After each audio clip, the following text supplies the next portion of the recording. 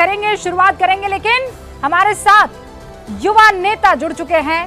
भारत के एकदम पश्चिमी कोने से ये नेता जुड़े हैं।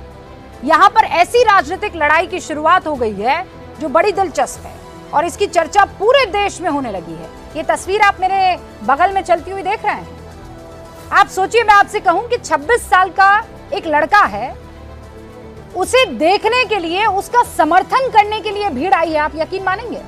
शख्स आपके सामने है। इतनी सी उम्र में सियासत के बड़े बड़े योद्धाओं को इस शख्स ने पानी पिला दिया है। जब पूरे देश में आर पार की लड़ाई है, तब रविंद्र सिंह भाटी बाड़मेर में त्रिकोणीय संघर्ष में उतरते हुए दिख रहे हैं। और रविंद्र सिंह भाटी के नामांकन में जो भीड़ आई, उसे देश देख रहा है। बड़े बड़े राजनीतिक पंडित हैरान हो रहे हैं, हम खुद हैरान हो गए। भाटी ने पहली जो लड़ाई है, पहली जो जंग है नामांकन की, वो जीत ली है। यानी चुनाव जिन 4 हिस्सों में बढ़ जाता है, उसका पहला चरण इस युवा के खाते में जाता हुआ दिख रहा है। रविंद्र सिंह भाटी इस वक्त हमारे साथ जुड़ चुके हैं। बहुत बहुत स्वागत है रविंद्र जी। बहुत बहुत धन्यवाद। कई हाल चाल है आपरा? खम्मा गणी हुकम? बहुत ही बढ़िया, खम्मा गणी हुकम एकदम जोरदार लाठा। रविंद्र भाई, कई कर रहे हो आप? अतरी भीड़ लाडूड़ा हुकम किस तरह? बाड़मेर, जैसलमेर और बालोतरा री जनता रो प्रेम है सा।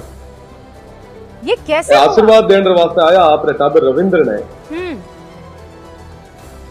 आपरे टाबर रविंद्र ने, आपरे भाई रविंद्र ने आशीर्वाद देने वास्ते आया और यह कहो कि रविंद्र की हिम्मत नहीं कम होनी चाहिए। ये सब मजबूती रे मीना बेड़ा एक विश्वास दिलाने वास्ते सारे लोग आए।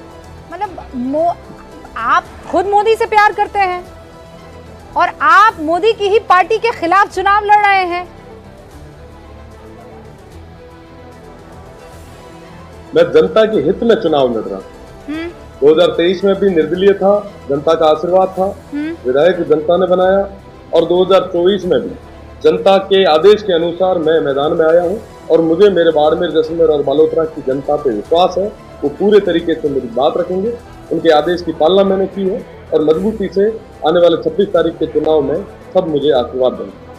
पर रविंद्र भाई साहब, ये पहली बार तो नहीं है, पहली बार तो ये नहीं हो रहा है कि आपने ऐसे बगावत कर दी है।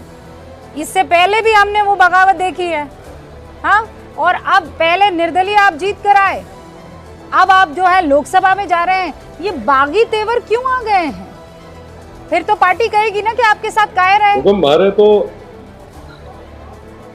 मैं तो एक महाराज जी ने पूछे हुक्म कि 2019 में मीना छात्र संघ रो चुनाव लड़े तो ही मैंने निर्दलीय लड़ना पड़े, 23 में मीना विधानसभा लड़ना पड़े तो भी निर्दलीय, और 24 में भी निर्दलीय लड़ना पड़े। तो वो कहो कि लैणियो था ना निर्दलीय रे मीना ही है और जनता रो आदेश है और जनता रे आदेश की पालना करो।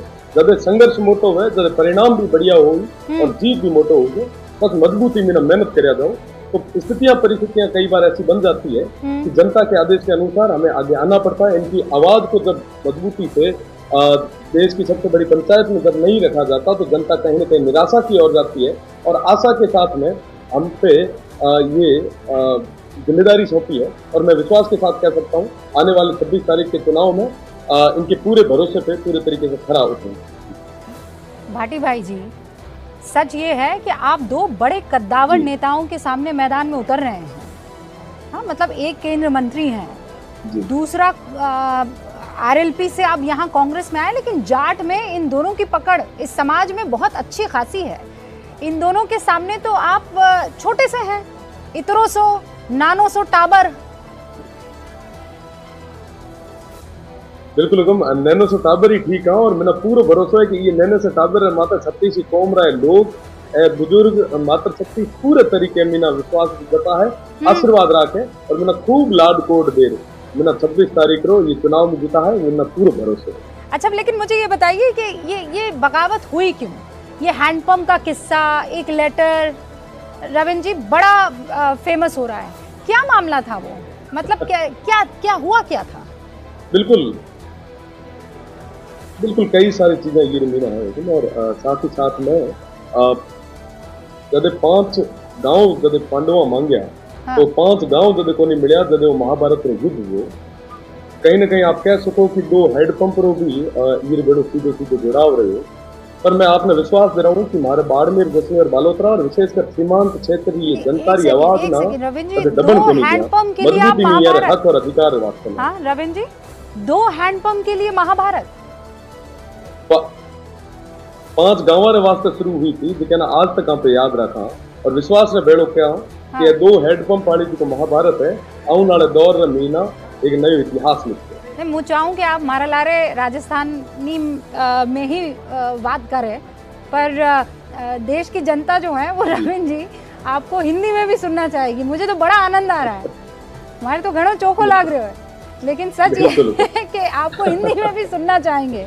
तो आप ये कह रहे हैं कि 5 गाँव के लिए ये जो महाभारत थी वो हैंडपंप से शुरू हुई और ये हैंडपंप पर ही खत्म होने वाली है। ये जीत के साथ में देश की सबसे बड़ी पंचायत में जो पानी से जो वंचित क्षेत्र है, इसकी बात को मजबूती से उठाने के लिए 26 साल के युवा को ये 36 कौम के लोग वहाँ दिल्ली भेजेंगे, इस विश्वास के साथ में कि वो वहाँ पे मजबूती से जाके आवाज उठाएगा।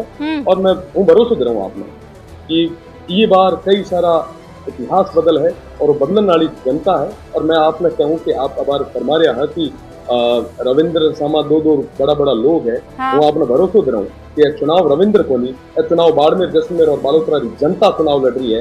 एक रविंद्र को नहीं है, एक 22 लाख रविंद्र को हिम्मत कराने वास्ते लोग तैयार है और आने वाले 4 तारीख को परिणाम उसे तो वाकई ये किया। अच्छा, अब मुझे ये बताइए कि वहाँ के लोग ये कह रहे हैं कि आप दोगे रविंद्र को वोट, रविंद्र तो देंगे मोदी को वोट।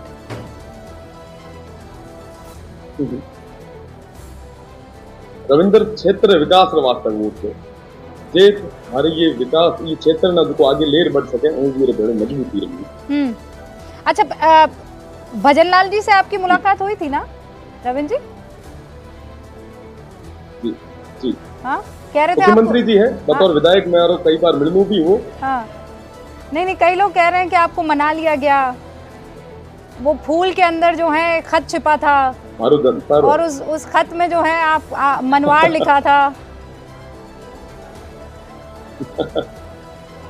बतौर विधायक मना कई सारा मसला माते मुख्यमंत्री जी मेरा मिलने मौका मिले और मुख्यमंत्री जी आदरणीय है और पूरा भरोसा है मैंने कि स्टेट ना सही दिशा में ले जाए।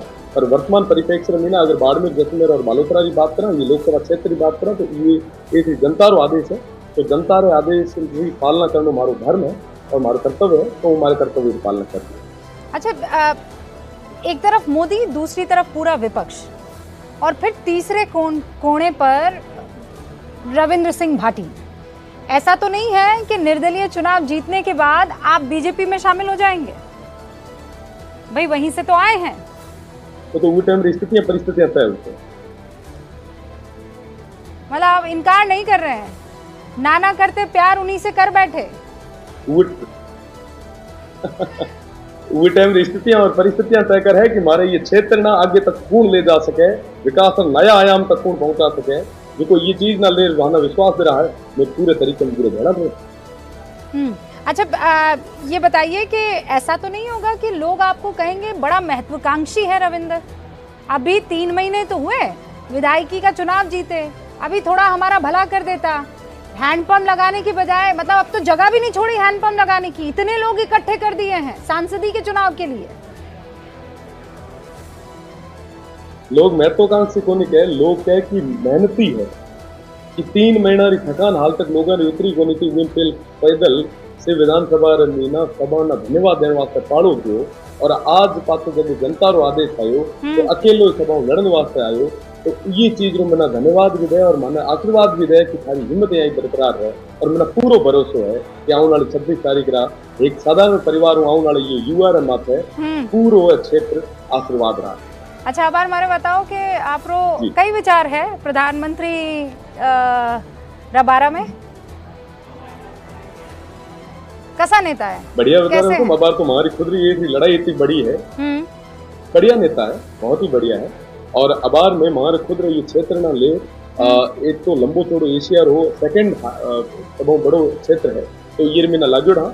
और जदे वो बात आई, जदे वो बारी आई, जदे निश्चित रूप से मीना आप खुल बात है। रविंद्र भाटी जी, बहुत बहुत शुक्रिया हुकम हमसे बातचीत करने के लिए। और आपने जो वो जन सैलाब इकट्ठा किया है, कई बार ऐसा कहते हैं कि सैलाब इकट्ठा करना बहुत आसान हो जाता है, लेकिन उन सैलाब में से 4 वोट पाना बड़ा मुश्किल हो जाता है। अब वो दिन भी दूर नहीं है जब वोट पड़ेंगे, उसके बाद गिनती होगी, और मैं चाहूंगी कि उस वक्त भी आप इसी तरह हमारे सामने बैठे हों और उस दिन देखेंगे कि जनता ने आपको सर आंखों पर बिठाया है या नाराजगी जताई। लेकिन हमारी तरफ से आपको खूब सारी शुभकामनाएं। बहुत बहुत शुक्रिया रविंद्र जी। तो ये थे रविंद्र सिंह भाटी, इस वक्त हमारे साथ युवा नेता हैं, तादाद में लोगों को इकट्ठा कर रहे हैं और जन सैलाब बड़ा कम ऐसा देखने को मिलता है कि नामांकन के दौरान ऐसी स्थिति खड़ी हो जाए। इसीलिए ये चेहरा आपके सामने रखना जरूरी था, और कोई और किसी पार्टी के साथ नहीं है, ना बीजेपी ना कांग्रेस, बंदा अकेले दम पर चुनाव लड़ रहा है। इसीलिए ये इंटरव्यू आपके सामने रखना जरूरी था कि अगर मुद्दा आपके मन में होता है तो जनता देखिए कैसे आपके साथ दिखती है। वोट तो आप ही को करना है, आप डिसाइड करेंगे। सारे